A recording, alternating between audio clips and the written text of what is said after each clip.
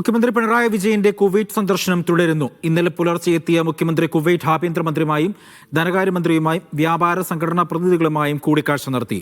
മുഖ്യമന്ത്രിയുടെ കുവൈറ്റ് സന്ദർശനത്തിൽ പ്രതിഷേധിച്ച് UDF അനുകൂല സംഘടനകൾ വഞ്ചനാ ദിനം ആചരിക്കുന്നതായി പ്രഖ്യാപിച്ചു.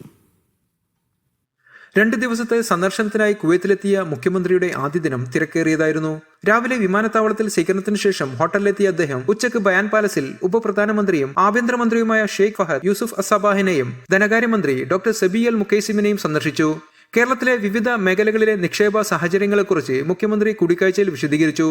വൈകിട്ട് ജുമേറ ഹോട്ടലിൽ നടന്ന യോഗത്തിൽ വ്യവസായ പ്രമുഖരും വിവിധ പ്രവാസി സംഘടനാ നേതാക്കളും മുഖ്യമന്ത്രിയുമായി സംവദിച്ചു. പ്രവാസികൾ നേരിടുന്ന യാത്ര, തൊഴിൽ, നോർക്ക ഇൻഷുറൻസ് തുടങ്ങിയ നിരവധി വിഷയങ്ങൾ പ്രതിനിധികൾ മുഖ്യമന്ത്രിയുടെ ശ്രദ്ധയിൽപ്പെടുത്തി.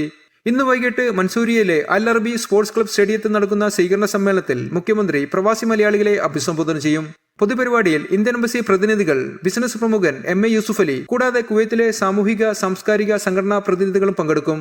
5000-ലേറെ പേർ സമ്മേളനത്തിൽ പങ്കെടുക്കുമെന്നാണ് സംഘാടകരുടെ കണക്കുകൂട്ടൽ.